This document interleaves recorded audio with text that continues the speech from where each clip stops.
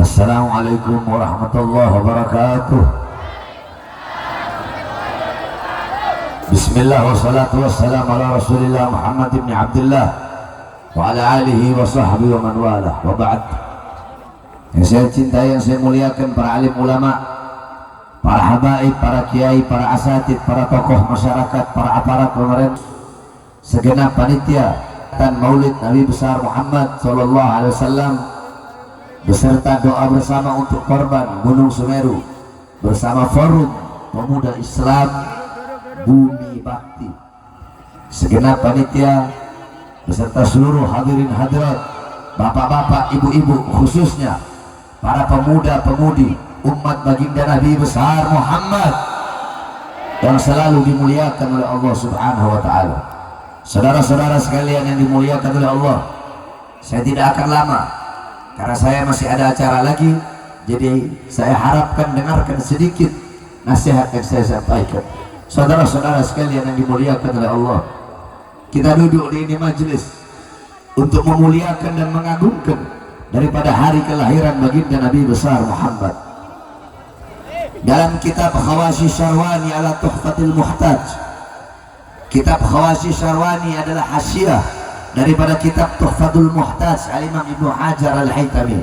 Kitab Tuhfatul Muhtaj adalah syarah daripada kitab Minhaj Al-Imam An-Nawawi.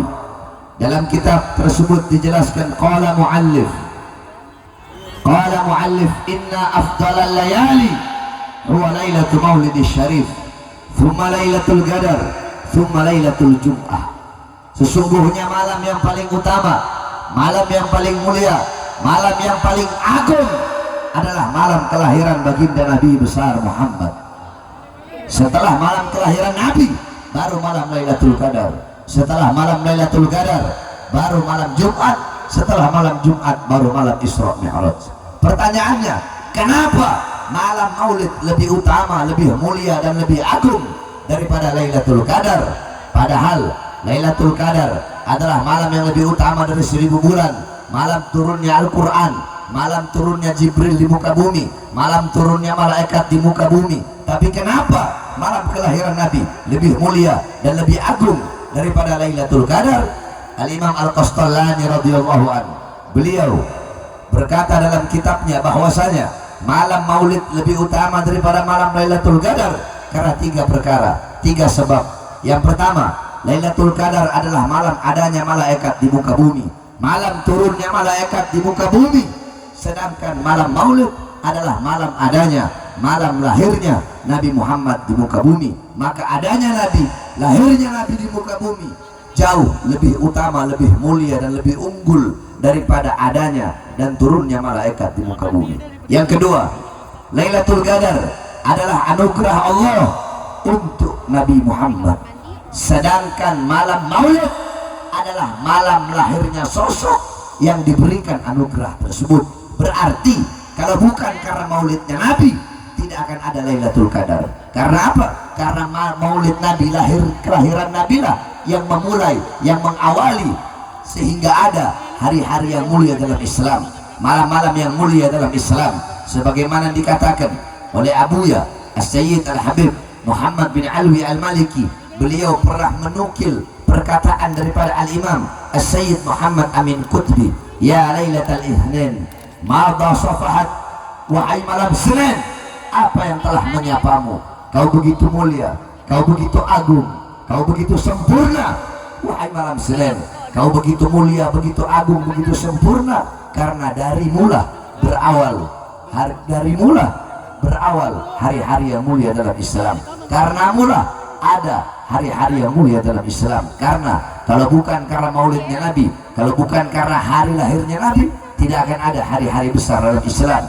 Tidak akan ada Idul Fitri, tidak akan ada Idul Adha, tidak akan ada Fathul Makkah, tidak akan ada Lailatul Qadar, tidak akan ada kemenangan perang Badar, tidak akan ada Ramadan, tidak akan ada nuzulul Quran, tidak akan ada iman, tidak akan ada Islam, tidak akan ada takwa, tidak akan ada salat, tidak akan ada ilmu, amal, akhlak, wara, khauf, zuhud, khasyah, qanaah, wa zauq, khauf, kemudian berma'ruf, nahi munkar, jihad. Tidak akan ada itu semua kalau bukan diawali daripada hari kelahiran baginda Nabi besar Muhammad sallallahu alaihi wasallam. Maka kita duduk di ini majelis untuk bergembira, untuk berbahagia dengan lahirnya Nabi Muhammad. Siapa yang memerintahkan kita berbahagia, bergembira, bersuka cita dengan lahirnya Nabi? Yang memerintahkan bukan para ustadz, bukan para kiai, bukan para habaib, bukan para ulama, bukan para salafun saleh, bukan para imamatul arba'ah, bukan Imam Hanafi, Maliki, Syafi'i, Hambali, bukan para imam, bukan para mujaddidul Islam, bukan para tabi'in, bukan para tabi'in, bukan para sahabat, bukan juga Nabi Muhammad, bukan juga para malaikat, tetapi yang memerintahkan berbahagia, bergembira dengan adanya Nabi adalah Allah Subhanahu wa taala. Apa dalilnya? Dalam Al-Qur'an Allah berfirman, "Qul bi fadlillah wa bi rahmati fabidzalika falyafrahu." Katakanlah, dengan karunia Allah dan dengan rahmat Allah, maka dengan karunia dan rahmat tersebut hendaklah mereka bergembira. Hendaklah saya, engkau, kalian, kita bergembira dengan adanya karunia dan rahmat Allah. Apa karunia Allah? Apa rahmat Allah? Dijelaskan oleh para ulama dalam kitab tafsir Jami'ul Bayan karangan Al-Imam Ibnu Jarir At-Tabari, kemudian dalam kitab tafsir Ma'alimut Tanzil karangan Al-Imam Baghawi, dalam kitab tafsir Ad-Durrul Manthur tafsir bil Ma'thur Al-Imam As-Suyuti, dalam kitab tafsir Ibnu Katsir, dalam kitab tafsir Al-Imam Qurtubi, kemudian dalam kitab tafsir Anwarut Tanzil Al-Imam Baydawi, kemudian dalam kitab tafsir Madarikut Tanzil Al-Imam An-Nasafi, kemudian dalam kitab tafsir Jalalain Al-Imam Jalaluddin Al-Mahalli dan Al-Imam Jalaluddin As-Suyuti, kemudian dalam kitab tafsir Jami'ul Kabir Al-Imam Fakhruddin Ar-Razi dijelaskan bahwasanya karunia Allah adalah Islam, iman, Al-Quran dan ilmu. Adanya Islam, adanya iman, adanya Al-Quran, adanya ilmu, hendaklah kita berbahagia, hendaklah kita bergembira. Terus apa rahmat Allah? Rahmat Allah dalam ayat tersebut sebagaimana dalam ayat yang lain Allah berfirman, "Wa ma arsalnaka illa rahmatan lil alamin." Tidak aku utus engkau wahai Muhammad kecuali engkau adalah rahmat bagi seluruh alam semesta. Maka dengan adanya Islam, iman, Al-Quran dan ilmu sebagai karunia Allah, dan dengan adanya Nabi Muhammad sebagai rahmat Allah yang paling besar, yang paling agung, maka hendaklah kita semua bergembira. Itu perintah Allah Subhanahu wa taala. Jikalau intisari daripada maulid, bergembira, berbahagia, bersuka cita dengan lahirnya Nabi, maka berarti Allah yang pertama kali memerintahkan untuk bermaulid kepada baginda Nabi besar Muhammad sallallahu alaihi wasallam. Itu yang pertama.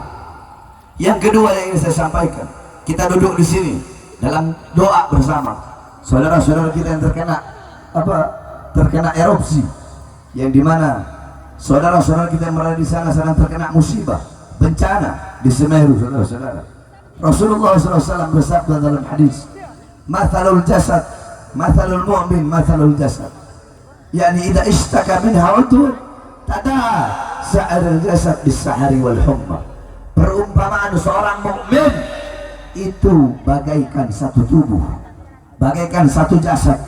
Apabila ada sebagian anggota tubuh yang merasakan sakit, maka seluruh anggota tubuhnya akan merasakan sakit.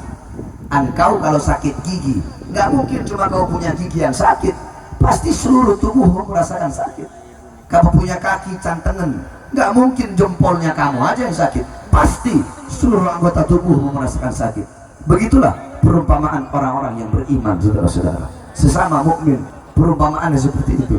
Ada satu yang sakit, semuanya merasakan sakit. Nah, saudara-saudara kita yang terkena musibah, penderitaan yang mereka alami itu juga adalah penderitaan kita. Sebagaimana mereka merasakan sakit, kita pun merasakan sakit. Penderitaan yang mereka alami adalah penderitaan kita. Musibah yang mereka alami adalah musibah kita. Mereka yang kehilangan keluarganya, anaknya, istrinya, suaminya, sama seperti kita kehilangan keluarga kita, anak kita, istri kita, suami kita. Mereka yang kehilangan harta bendanya, sama seperti kita yang kehilangan harta benda kita. Mereka yang kelaparan, sama seperti kita kelaparan. Mereka yang kehausan, sama seperti kita kehausan. Karena kita mukmin, bagaikan satu jasad, bagaikan satu badan. apabila ada sebagian anggota tubuh yang merasakan sakit, maka seluruh anggota tubuh merasakan sakit. Maka sudah sewajibnya bagi kita untuk mendoakan saudara-saudara kita yang ada di sana agar Allah angkat segala macam bala, segala macam musibah, segala macam bencana, dan Allah gantikan dengan rahmat beserta kasih sayangnya. Itu yang kedua. Yang ketiga, yang paling penting saudara-saudara, sebelum saya tutup, ini yang paling penting yang ingin saya sampaikan kepada saudara-saudara semua yang hadir di ini majelis, khususnya para pemuda-pemudi baginda Nabi besar Muhammad SAW. Saudara-saudara, kalian dengarkan, kalian tanamkan di dalam hati kalian. Ini adalah wasiat saya, dan saya tidak tahu sampai kapan saya akan hidup. Saudara-saudara, saya wasiatkan kepada engkau semua, khususnya para pemuda-pemudi, dengarkan baik-baik wasiat saya ini. Berjanjilah kalian, bersumpahlah kalian, wahai para pemuda-pemudi Indonesia, wahai para pemuda-pemudi Islam, bersumpahlah, berjanjilah, jikalau besok atau lusa atau kapanpun saya dipenjara, saya ditangkap, atau saya diculik, atau saya dibunuh, berjanjilah, bersumpahlah kalian semua, jangan pernah kalian padamkan api-api perjuangan yang setelah saya keluar penjara sampai saat ini saya nyalakan. Jangan pernah kalian padamkan, saudara-saudara. Allahu Akbar. Sekali lagi, ini wasiat saya kepada kalian semua. Saya wasiatkan kepada engkau, wahai para pemuda-pemudi Islam, wahai para pemuda-pemudi Indonesia, wahai bangsa, wahai rakyat Indonesia, bersumpahlah kalian, berjanjilah kalian demi Allah, andaikan jikalau besok atau kapanpun saya ditangkap, saya dipenjara, atau saya dibunuh, berjanjilah, bersumpahlah, jangan pernah kalian padamkan api-api perjuangan yang selama ini saya nyalakan. Tetaplah kalian tegak berdiri untuk melawan kezaliman, untuk melawan kebongkaran. Jangan pernah capek untuk menyampaikan kebenaran, jangan pernah letih untuk menegakkan keadilan, jangan pernah berhenti sampai mati, jangan pernah mundur sampai hancur demi Islam, demi bangsa, demi rakyat, demi Indonesia, demi negara kesatuan Republik Indonesia. Bagi Bahar bin Smith, jangankan cuma di penjara, nyawa saya, jiwa saya, darah saya murah harganya untuk tumpah, saudara-saudara. Allahu Akbar, Allahu Akbar. Saya tanya semua, sudah dengar wasiat saya tadi? Sudah dengar? Siap jalankan? Siap jalankan? Kalau nanti andaikan saya di penjara atau saya dibunuh, siap lanjutkan perjuangan, siap teruskan perjuangan, siap tegak berdiri melawan kezaliman, melawan kebongkaran, siap bela Islam, siap bela bangsa, siap bela rakyat, siap bela NKRI, siap mati di bendera putih. Allahu Akbar. Indonesia merdeka, merdeka, merdeka. Allahu Akbar. Wassalamualaikum warahmatullahi wabarakatuh.